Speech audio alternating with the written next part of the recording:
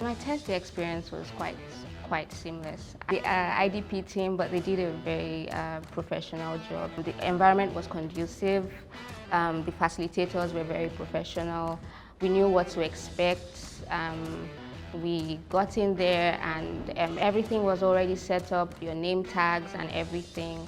It was a really good experience actually. There was no tension as much. To prepare for the IELTS test, I did a couple of tests online to try to see how I fared, what my strengths were, if any, what my weaknesses were, if any.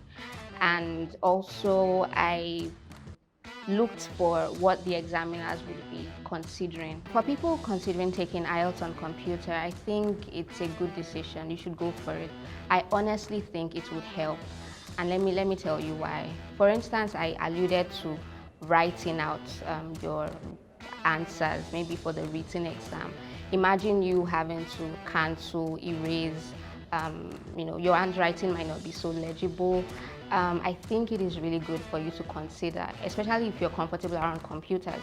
I think the software is quite good and you would find it very, very convenient.